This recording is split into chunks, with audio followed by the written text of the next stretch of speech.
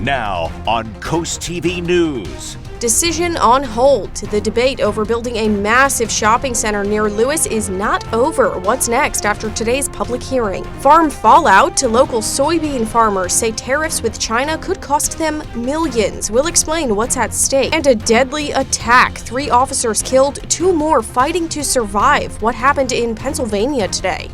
This is CoastTV News at 11. No decision from Sussex County on whether this piece of land will be rezoned. Good evening and thank you for joining us. I'm Christina DeRobertis. New tonight, we will have to wait a bit longer to find out if a Costco, Target, and Whole Foods will be coming to Sussex County. After a more than 4-hour meeting, Sussex County Planning and Zoning deferred action on rezoning the land. Developers want to build a nearly 700,000 square foot shopping center at the corner of Route 24 and Mulberry Knoll Road. That's near Lewes. Now, speakers came up to the mic during the meeting, some saying this will be a big economic boom, others concerned about the traffic impact. I think we need some of the larger stores. Am I totally pro big box stores? Not really, but people do go there, and we do find a need there in the market. So I think it would be probably helpful for the market. The Atlantic. And again, the Atlantic Fields. The project was deferred today by the Sussex County Planning and Zoning. There are still several more steps to be taken before any official action on this proposed shopping center here in Sussex County. This does bring us into our CoastTV poll tonight. We want to know what concerns you about the proposed shopping mall. Looking at the results now, you can see 54% worried about traffic, 4% say overdevelopment, 2% worried about environmental impact, but 40% they're not worried. No worries at all. We also have a comment tonight. This is from Jill in Ocean View. She says, "I'm so excited for Costco." And you can leave your own comment. You can also still vote. It's not too late. Head over to coasttv.com or use our mobile app. Now we are taking a live look outside into Dover, and our First Alert Chief Meteorologist Paul Williams is standing by with a check on our forecast. Good evening, Paul. Good evening to you, Christina, and we are looking for it to continue to stay cloudy, but hey, not expecting any more rain, at least for tonight, but we will look for another round of rain, at least for early tomorrow morning. That's where we're looking at the possibility of scattered showers. But in Lewes, we're going to drop down to 62 degrees tonight with partly to mostly cloudy skies. We're at 67 degrees, not only in Georgetown, but also in Seaford, Milton, and in Millsboro, as well as Ocean City. So we're about 5 degrees cooler than we were just 24 hours ago in Ocean City, but 5 degrees warmer in Easton. So far, we've recorded over 1.5 inches of rain for us in Milford and Harrington, close to that in Ellendale, over 1 inch in Slaughter Beach and Jones Crossroads. And then not only that, but in some other locations, we're just shy of 1 inch in places like Prime Hook, Seaford, and Georgetown, but just over that in Harbison, Stokely, as well as Dagsboro. Beach houses statements and all these other statements that were active for earlier today. Now we're no longer overly concerned about it, but we do still have some concerns for the wind still staying active, with a small craft advisory still active until about the midnight hour. And then we've had the other one that was been allowed to expire off of the coast. Coming up, we're going to talk more about what to expect for tomorrow's next round of rain and a pretty good looking weekend compared to what we've already dealt with for the last 2 days, Christina. Okay, thank you, Paul. Well, one major Delmarva industry might be caught in the crossfire in a trade war between the U.S. and China. Soybean farmers. Local farmers are sounding the alarm. Right now, they're facing a 20% retaliatory tariff. China is the largest customer of U.S. soybeans, buying 25 million metric tons in both 2023 and 2024. Now, if China buys from South America instead, it could mean a major loss in revenue. It's creating less demand with the soybean, with the lack of trade. It's creating less demand for soybeans to be moved overseas to export markets, and lowering the price with our high input costs is just creating thin margins for us to survive on. And data from the American Soybean Association shows if the tariffs stand, Brazil will supply 60% of soybean global imports, and the U.S. will only supply 26%. A new historical marker honoring Harriet Tubman was unveiled today in Dorchester County. The updated sign replaces one that had stood since 1967. That old marker contained 3 key inaccuracies. It incorrectly placed Tubman's birthplace in Bucktown rather than on the Anthony Thompson farm about 10 miles away. The second issue was an incorrect number of enslaved people that Tubman freed. The third, Maryland Department of Transportation didn't go through Tubman's living descendants for approval. That all changed today. We were able to unveil an historical marker that is now historically accurate. The words were chosen by the descendants and relatives of Harriet Tubman, and to be able to be part of that today was amazing. The new marker will be installed along Greenbrier Road. That's where Tubman once lived. In Pennsylvania today, 3 police officers were shot and killed in the line of duty. 2 others are in critical but stable condition right now. A suspect allegedly opening fire on 5 officers as they were serving a warrant roughly 3 hours away from Philadelphia. Pennsylvania Governor Josh Shapiro, along with other officials, updating us on the situation earlier. They're offering their condolences to the families impacted by this tragedy. There are simply no words that I can offer to assuage the grief that this community has experienced and unfortunately will continue to experience. The grief will be unbearable, but we will bear it. The alleged suspect is believed to be dead from a self-inflicted gunshot wound. The former director of the U.S. Centers for Disease Control and Prevention testified on Capitol Hill today. In her testimony, the ex-director says she told senators Health and Human Services Secretary Robert F. Kennedy Jr. put politics before public health. And as Michael Yoshida reports, she said she was fired because she refused to do the same. Secretary Kennedy previously called the ex-director a liar over her comments. Dr. Susan Manar is testifying after her tenure as director of the U.S. Centers for Disease Control and Prevention lasted just 29 days. I was fired for holding the line on scientific integrity. Dr. Manar, as the first Senate-confirmed CDC director, was ousted last month amid clashes with U.S. Health and Human Services Secretary Robert F. Kennedy Jr. over vaccine policies and staffing. The ex-director saying Kennedy demanded all CDC policy and personnel decisions be cleared by political staff and asked her to commit in advance to approving vaccine recommendations and fire without cause career officials responsible for vaccine policy. I responded that I could not pre-approve recommendations without reviewing the evidence, and I had no basis to fire scientific experts.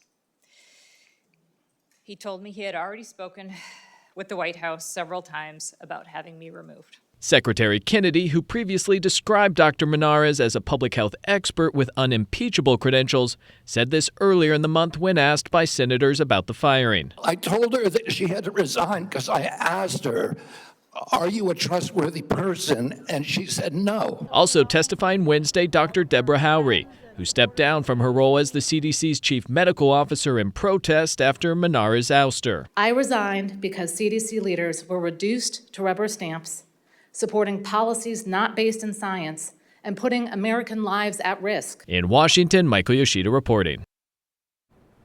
Meanwhile, President Donald Trump and First Lady Melania are in Britain. They were welcomed by King Charles III for a historic second state visit. A state banquet capped off the day with more meetings scheduled tomorrow.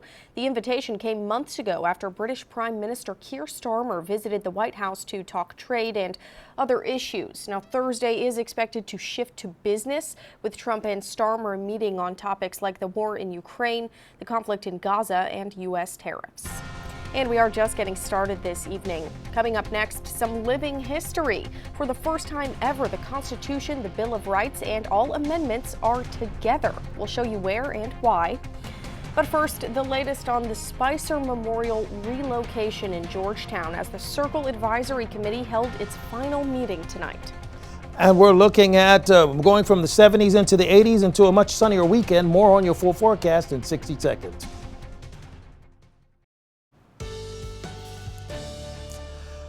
It's true, we're a bit on the cloudy side for right now, and the waves have at least tapped down just a little bit for us in Ocean City. We're looking at live right now, a live depiction of what's going on, and we're expecting cloudy sky. Did you guys see that light just a second ago? There it goes. There we go. I'm sorry. I'm a nerd. I have to admit it. Okay, let's go back to the forecast, shall we? Anyway, 67 degrees in Milton, Millsboro, Georgetown, as well as Seaford. And we're going to stay in the 60s for the rest of the night. Now, when you compare where we ended up today, you kind of get a feel as we weren't too far off the mark. I mean, 79 is the normal high, 73 is where we ended up today, 67 for the low. And so you don't see much of a difference between these two because the cloud cover stayed so thick, it just didn't allow us to move much. Now, we did receive some rain so far from Georgetown, just gauging on Georgetown alone. We're about a ½ inch shy for the month, but for the entire year thus far, we're about 4.5 beyond our normal rainfall total. We started off with a ton of rain early in the year, and then August and September, we've been very, very dry. So what's happening here is that we have a small craft advisory that's going to stay active at least until midnight, 25-mile-per-hour winds, but all the other advisories have been allowed to expire, even the concerns we had for beach erosion and all that, and even rip currents. Low pressure system sitting directly over us. It's not all that impressive, not all that strong, and it's right on top of land, which is really kind of started off, kind of birthed over water, so that's where it gets its strength from. Well, it's been cut off from it, so it's kind of like a low that's Superman, but it's now sitting on a whole bunch of kryptonite. It's just becoming extremely weak, not producing much. With the winds coming out of the southeast, we're looking at relatively light and calm winds for right now. Everything's kind of just chill right now. The entire weather's on chill mode right now. Winds are pushing out of the north for Thursday afternoon, so it's going to chill a little bit more before we start warming back up again. Now, overnight, we could see a few isolated sprinkles that'll push through briefly, but it's going to clear out quickly. The only thing I was really concerned about was this, future waves. But it looks like the waves are going to continue to subside a bit for us because you see this color, this is more indicative of 4-foot waves instead of 8. And we're going from green to blue. That means we're going from 8 to 4 or even lower than that as a result of the movement what's happening coinciding with the high and low tides. So Thursday morning, 61 degrees, scattered clouds. Thursday afternoon, we may get a sprinkle between Seaford and Georgetown and North Ellendale and actually in Milton, briefly at about 2:30, then it falls apart and we look at more clear skies. Friday morning, we start off clear. Friday afternoon, we warm all the way to the mid-80s just about everywhere with the exception of Dewey Beach, Bethany Beach, and Fenwick Island.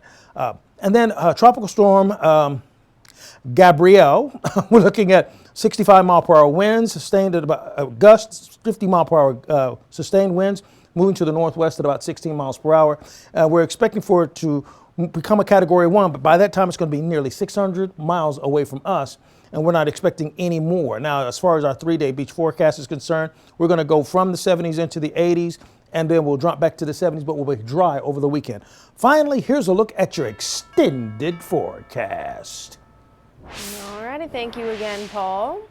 Well, the placement of the Chad Spicer Memorial in Georgetown could be decided next week. Georgetown's Circle Advisory Committee met tonight to finalize some recommendations for Town Council, including a new location for that memorial and a marker honoring former Chief Harvey Gregg after both of them were damaged in car crashes. And the recommendation for the new spot, that would be further from the road and closer to the fountain on the Circle. CoastTV photojournalist Matt Hipsman takes us to the final Circle Advisory Committee meeting. Those monuments mean something to the family and to the people of the town. We are hoping to close out this committee and present our recommendations to the Town Council next Monday night. We are recommending that plaques, memorial bricks can be placed in the circle. One of the things the Circle Committee has done is moved from their original locations, which were in harm's way, obviously, and kind of offset those from the traffic as it enters the circle. So just that in and of itself will add a layer of safety, not only to the monument, but to the people who may be visiting the monument. Upon adoption of the recommendations by the mayor and council, the committee closes. I think the Town Council will approve our recommendations. We've been meeting for over a year now, and the different recommendations we brought forward have been received well. For the first time in history, the entire U.S. Constitution is now on display to the public. The historic documents can be seen at National Archives in Washington, D.C., and NBC's Megan McGrath gives us a look.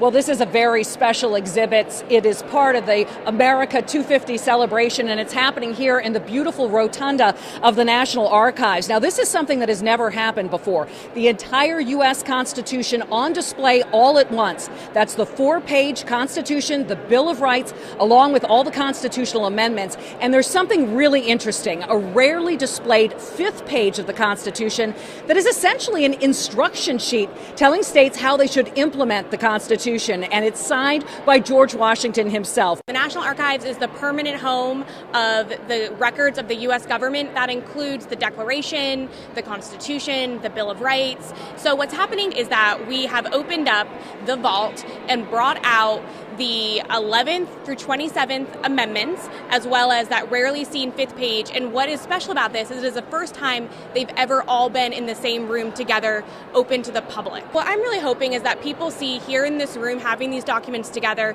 the Declaration, the Constitution, all these amendments, they can see how they tell the story of our country's founding, but also how they're still relevant almost 250 years later. These are living documents. The amendments tell the story about how this is an evolving process in our country.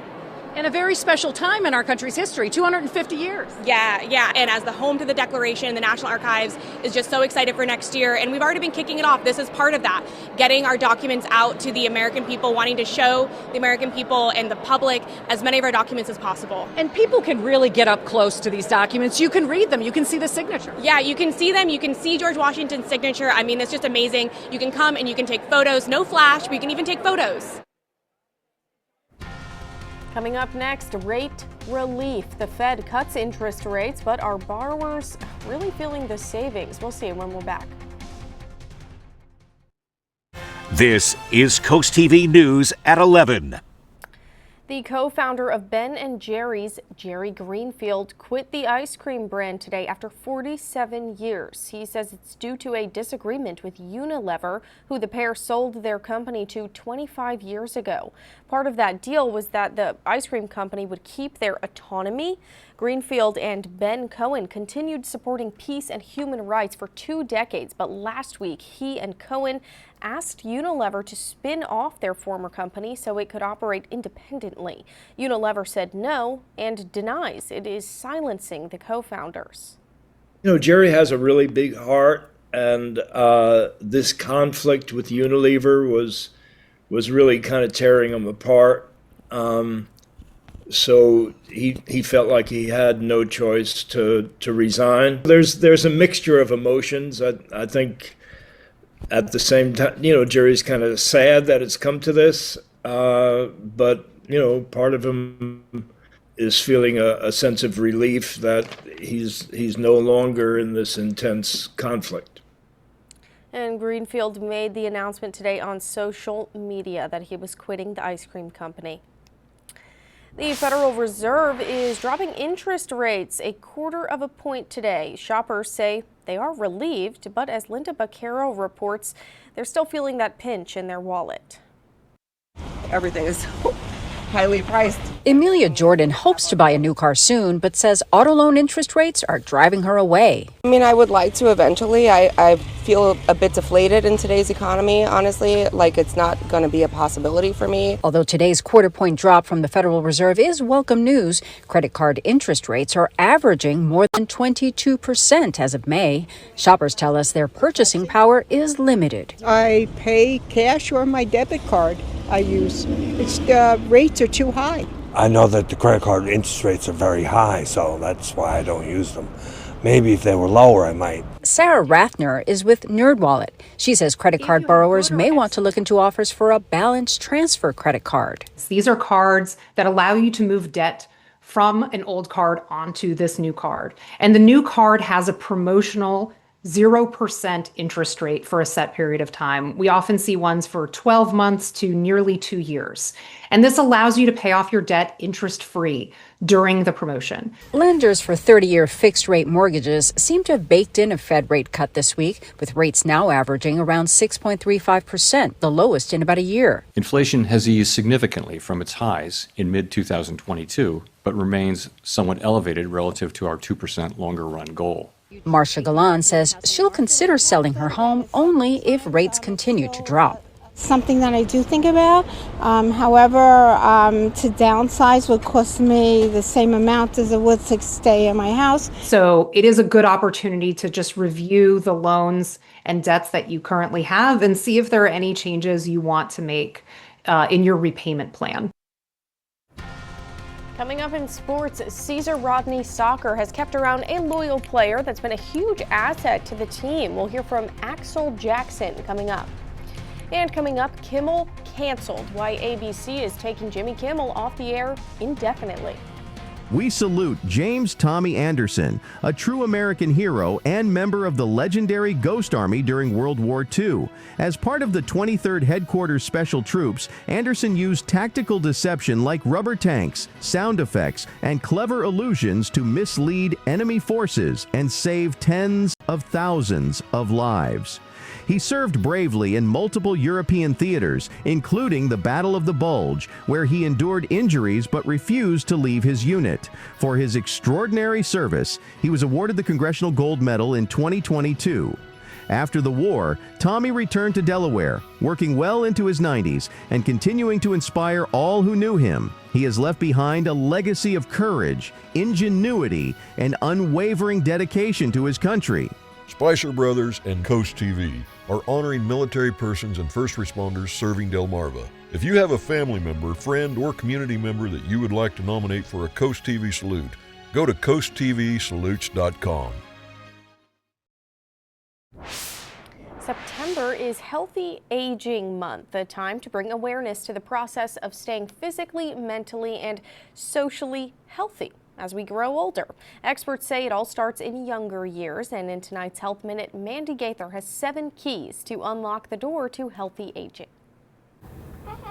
If we're blessed with life, aging is something all of us will face, but staying healthy as the years pass starts when we're young. Choices that we should be making in our 30s, 40s, and 50s, for example, help us age really well when we're 60s, 70s, and 80s. Dr. Chirag Panchal with Orlando Health says the first key to health as we age is nutrition, maintaining a healthy, balanced diet. Next, keep your body active. The CDC says average adults need at least 150 minutes of moderate intensity physical activity and 2 days of muscle strengthening exercises a week. Third, Panchal says to keep your brain active and stimulated, and that means getting adequate sleep between 7 to 9 hours a night. Fourth, care for your emotional well-being. Panchal says to check in with yourself, practice mindfulness and gratitude to cultivate a positive mindset. Fifth, stay connected. Being engaged with others can help stave off loneliness and isolation. Sixth, prevent injuries. Panchal says falls are a leading cause of injury and disability in older adults. Balance and strength training can help keep bones healthy. Also, remove trip hazards like loose cords from the home and wear proper footwear. Finally, stay up to date on your preventative healthcare routine. That includes routine checkups, vaccines, and screenings. We can add more healthy years by making small, consistent, healthy daily choices. For Health Minute, I'm Mandy Gaither. New tonight, Jimmy Kimmel Live has been pulled off the air. Disney's ABC said Jimmy Kimmel Live will be preempted indefinitely following the late-night host's comments Monday about the late conservative activist Charlie Kirk. Kirk was killed last week at Utah Valley University, and during his monologue Monday night, Kimmel said the alleged shooter, Tyler Robinson, might have been a pro-Trump Republican.